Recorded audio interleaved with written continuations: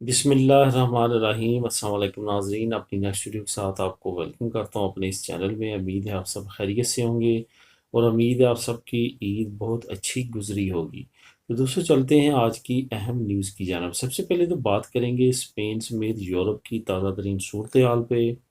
सफरी पाबंदियाँ कब ख़त्म होंगी, स्पेन रिलेटेड बाकी यूरोपीय मालिक ने जो पाबंदियाँ लगाई हैं उनका इख्तिताम कब तक मुतवक्के है। उसके बाद बड़ा हुक्म एक अहम मुल्क की तरफ से आया है कि जिन इमिग्रेंट्स के पास काम नहीं है उनको डिपोर्ट कर दिया जाए। उसके बाद इटली ने मदद की अपील की है और स्पेन के लिए नई वार्निंग जारी की गई है। वो किन की तरफ जारी की गई है इस पे बात करेंगे। स्पेन नेशनैलिटी से रिलेटेड एक नई अपडेट है जो आप लोगों के साथ शेयर करूंगा। सबसे पहले बात करते हैं स्पेन समेत यूरोप की इस वक्त ताज़ा तरीन सूरत हाल पे। ताज़ा तरीन सूरत हाल अगर यूरोप की बात की जाए तो बहुत नॉर्मल है। ये ऐसी ही सूरत हाल है जैसी लास्ट ईयर जो थी वो जून जुलाई में थी। लेकिन लास्ट ईयर इस वजह से खदशात ज़्यादा थे क्योंकि वैक्सीन नहीं थी अभी। लेकिन इस दफ़ा हालात जो हैं वो मुख्तलिफ हैं। वैक्सीन लोगों को बहुत तेज़ी के साथ लगाई जा रही है और आने वाले वक्त में उम्मीद ज़ाहिर की जा रही है कि बहुत जल्द जो है इस पे काबू पा लिया जाएगा। यहाँ पे आपको एक बात और बताता चलूँ कि यूरोप ने एक बड़ा जामे प्लान के तहत वैक्सीन अपने शहरियों को बहुत तेज़ी के साथ लगाने की जो है वो रफ्तार मज़ीद तेज़ कर दी है। उसकी सबसे बड़ी वजह ये है कि जो WHO है, वर्ल्ड हेल्थ ऑर्गेनाइजेशन, उसकी तरफ से भी ये कहा गया है कि वो ममालिक जो बहुत तेज़ी के साथ वैक्सीनेट कर रहे हैं अपने शहरियों को, उनमें जो कोरोना के आसार हैं वो बहुत तेज़ी के साथ कम हो रहे हैं। इसकी सबसे बड़ी एग्जांपल जो है वो बरतानिया है। यही वजह है कि अब यूरोप के तमाम ममालिक ने इंक्लूडिंग स्पेन बहुत तेज़ी के साथ वैक्सीनेट करना शुरू कर दिया है। स्पेन के प्राइम मिनिस्टर ने अनाउंस किया है कि अगस्त तक जो है 70% आबादी को जो पहली डोज़ है वो लगा दी जाएगी और दूसरी डोज़ भी इसी तरह जो पीछे लोग लगवा चुके हैं उनको लगानी शुरू कर दी गई है।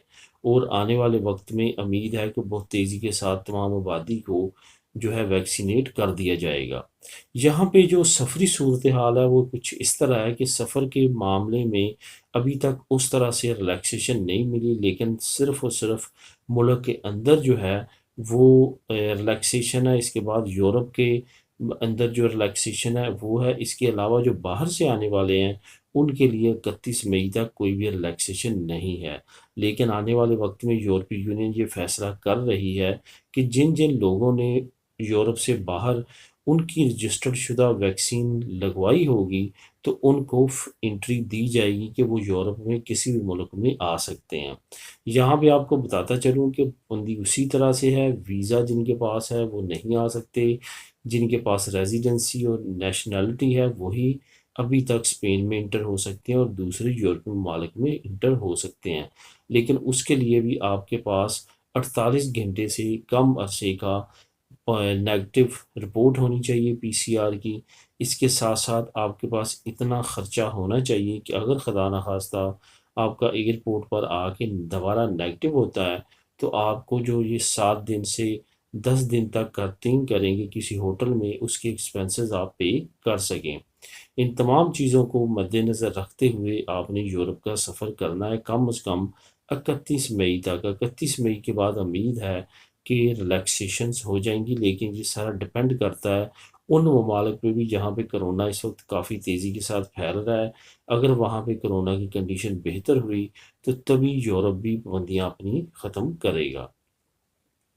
अब बात करते हैं एक बड़े हुक्म की। आज से पहले हम हमेशा यही पढ़ते और सुनते आए हैं कि स्कैंडिनेवियन कंट्री जो हैं वो गैर मुल्कियों के लिए बहुत अच्छी कंट्रीज़ हैं। वहाँ के रूल रेगुलेशन बहुत अच्छे हैं। असाइलम सीकर्स के लिए बहुत अच्छी कंट्रीज़ हैं, रेफ्यूजीज़ के लिए बहुत अच्छी कंट्रीज़ हैं। लेकिन आहिस्ता आहिस्ता वो उनका जो वो असलियत है जो अंदर खाते उनके कवानीन में है वो अब खुल के सामने आना शुरू हो चुकी है। पहले डेनमार्क ने ऐलान किया असाइलम सीकर्स को बगैर जामे वजह के डिपोर्ट करने का। अब स्वीडन की तरफ से एक अजीब ऐलान किया गया है। स्वीडन ने कहा है जिन गैर मुल्कियों के पास जो है काम नहीं उनको डिपोर्ट कर दिया जाएगा। असल में ये ख़ास तौर पे ऐलान किया गया है अफ़गानी बाशिंदों के लिए जो 2015 में आए थे स्वीडन में और उन्होंने आके असाइलम अप्लाई किया था। उनको असाइलम की सूरत में तकरीबन 35,000 उनकी तादाद थी। उनको स्टडी करने की इजाज़त दी गई और उनको कहा गया कि स्टडी के बाद अगर 6 महीने के अंदर अंदर आप काम तलाश कर लेते हैं तो आपको मुल्क के अंदर रहने की इजाज़त दी जाएगी। अगर 6 महीने के अंदर नहीं मिलेगा तो आपको डिपोर्ट कर दिया जाएगा। यहाँ पे ये बताता चलूँ, कोरोना की वजह से अब 6 महीने के अंदर काम मिलना बहुत ही मुश्किल है। इस वजह से स्वीडन ने ऐलान किया है कि वो लोग, वो अफ़गानी बाशिंदे जिनके वो 6 महीने के अंदर काम नहीं मिलता, उनको डिपोर्ट कर दिया जाएगा और करना शुरू कर दिया गया है। यहाँ पे काफ़ी ह्यूमन राइट्स ऑर्गेनाइजेशंस हैं जिन्होंने काफ़ी ज़्यादा शोर मचाया है, लेकिन अभी तक उनकी कोई भी सुनवाई नहीं हुई। उम्मीद यही ज़ाहिर की जा रही है कि ये तमाम को जो इस कैटेगरी में या इस कानून में पूरा नहीं उतरते, उनको लाजमी तौर पे डिपोर्ट कर दिया जाएगा। कुछ इसी तरह की सिचुएशन जो है वो डेनमार्क में बन चुकी है। वहाँ पे भी कवानीन में तेज़ी के साथ तब्दीली की जा रही है कि आने वाले वक्त में इमिग्रेंट्स के गिर्द घेरा तंग किया जाए। कुछ इसी तरह की कंडीशन अब स्वीडन में भी है। स्वीडन ने ऐलान किया है कि वो अपने कवानीन को नए सिरे से मरतब करने जा रहा है, जो कि गैर मुल्कियों के लिए मज़ीद जो है वो सख्त कर दिए जाएंगे। उन्होंने पहले ही अनाउंस कर दिया कि 2025 के बाद जो नेशनैलिटी लेना चाहते हैं उनके लिए स्वीडन का एग्ज़ाम देना लैंग्वेज का बहुत ज़रूरी है, उसके बगैर वो अप्लाई नहीं कर सकेंगे। इसके साथ साथ अब वो नए कवानीन में भी तब्दीली लाने जा रहे हैं। अब बात करते हैं इटली की मदद की अपील जो उन्होंने किया है। इटली ने मदद की अपील की है यूरोपीय यूनियन के साथ और कहा है कि वो डेली बेस पे जो 2000 से ज़्यादा इमिग्रेंट्स उनके मुल्क में दाखिल हो रहे हैं, अब उनके सेंटर्स में जगह नहीं बची। ये याद रहे कि जैसे ही मौसम बेहतर हुआ है, हालात बेहतर हुए हैं, कोरोना फैक्ट्स ख़त्म होते जा रहे हैं, वैसे वैसे अफ्रीका से आने वाले इमिग्रेंट जो समंदर के रास्ते आ रहे हैं कश्तियों के ज़रिए, उनकी तादाद बढ़ती जा रही है। और इटली के मुख्तलिफ जजीरों पे और मुख्तलिफ सेंटर्स पे अब जगह ख़त्म हो चुकी है और वहाँ पे हालात काबू से बाहर हैं। अब यूरोपीय यूनियन ने अपने कुछ आला अहदेदारों को अफ्रीका के ममालिक में भेजा है। सबसे पहले उन्होंने ट्यूनिस में भेजा है। ट्यूनिस एक अहम मुल्क है, यहाँ से सबसे ज़्यादा इमिग्रेंट्स आने में उसका पहले नंबरों में वो आता है। वहाँ पे उनके साथ मुज़ाकरात करने जा रही है हुकूमत। और उसके साथ साथ यूरोपीय यूनियन ने जो आला अहदेदार भेजे हैं, उन्होंने ट्यूनिस को पेशकश किया है कि इमिग्रेंट्स को रोकने के बदले आपको माली मुआवनत दी जाएगी। आने वाले वक्त में अगर ट्यूनिस के साथ मुआहदा हो जाता है तो हो सकता है कि इस पे कुछ रोकथाम की जाए, लेकिन फॉर लॉन्ग टाइम ये इतना मुस्बत साबित नहीं होगा क्योंकि पहले भी काफ़ी मुआहदे हो चुके हैं। आने वाले वक्त में यूरोप में मज़ीद जो है वो आ सकते हैं, क्योंकि रेफ्यूजी एजेंसी ने भी वार्निंग जारी की है कि एक नई लहर के लिए यूरोप को तैयार रहना चाहिए कोरोना के बाद। और इस गर्मियों में जैसे कोरोना के हालात बेहतर होंगे और मौसम बेहतर होगा, बहुत बड़ी तादाद में इमिग्रेंट जो है वो यूरोप में इंटर हो सकते हैं।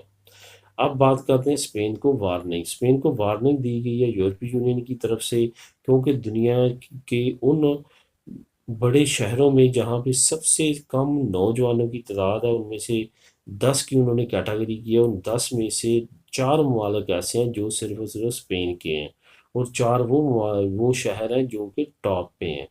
ममालिक नहीं, शहर जो कि टॉप पे हैं, जो कि 2050 में वहाँ की 75% आबादी जो है वो बूढ़ों पे होगी और सिर्फ 25% आबादी जो है वो जवानों की रह जाएगी। यूरोपीय यूनियन ने ये कहा है कि स्पेन को इसके बारे में इक़दामात करने चाहिए और ऐसी कोशिश करनी चाहिए कि उन शहरों की तरफ नौजवानों को मूव किया जाए और इसके साथ साथ अपनी शरह पैदाइश को उन शहरों में बढ़ाई जाए। अब आखिर में बात करते हैं, स्पेन नेशनैलिटी से रिलेटेड एक अहम पेशरफ्त हुई है। आज से चंद दिन पहले काफ़ी ज़्यादा तनकीद की गई थी लॉयर्स फोरम की तरफ से, जो कि यूनियन है लॉयर्स की, कि जो नया पैक्ट आया, जो नया चेक आया है, प्लेनरी चेक है जिसको बोलते हैं नेशनैलिटी से रिलेटेड, उसकी कोई खातर खा रफ्तार सामने नहीं आ रही, जिसके अगेंस्ट अब खुशतीसिया के मिनिस्टर ने पार्लियामेंट में कहा है कि हमें कोरोना की वजह से और दूसरे प्रॉब्लम्स की वजह से स्टाफ का काम करने का मसला दरपेश था, लेकिन अब वो हल हो जाएगा और अब देखा जाएगा कि बहुत जल्दी जो नेशनैलिटीज़ हैं वो क्लियर होना शुरू हो जाएगी। उनका कहना था कि हमने पहले ही बहुत सारी नेशनैलिटीज़ क्लियर की हैं। इसके साथ साथ उन्होंने कहा कि जो 3 लाख पुरानी पेंडिंग रहती थी वो अब 3 लाख नहीं है, उसकी तादाद काफ़ी कम हो चुकी है। और यहाँ पे उन्होंने ये भी कहा है कि वो जो बड़े साल से इंतज़ार कर रहे थे और उनके डॉक्यूमेंट्स में कोई ना कोई मसला है, उनको हमने लेटर्स लिखना शुरू कर दिए हैं कि उनके नेशनैलिटी में किन चीज़ों की रुकावट है। और जो दोस्त अब 17 से 16 इस तरह से वेट कर रहे हैं, उम्मीद है कि उनको भी लेटर्स आना शुरू हो जाएंगी कि उनकी नेशनैलिटीज़ किस वजह से लेट है, या उनके रिज़ल्ट्स आना शुरू हो जाएंगी। लेकिन ये याद रहे कि जो भी दोस्त जल्दी लेना चाहते हैं उनके लिए बेहतर यही है कि वो अपनी रिकोर्सो कर लें और एज सोन एज अर्ली अपनी नेशनैलिटी क्लियर करवाने की कोशिश करें। तो दोस्तों, ये थी अब तक की अहम न्यूज़। मिलेंगे नेक्स्ट वीडियो में नई न्यूज़ अपडेट के साथ। अल्लाह हाफिज़।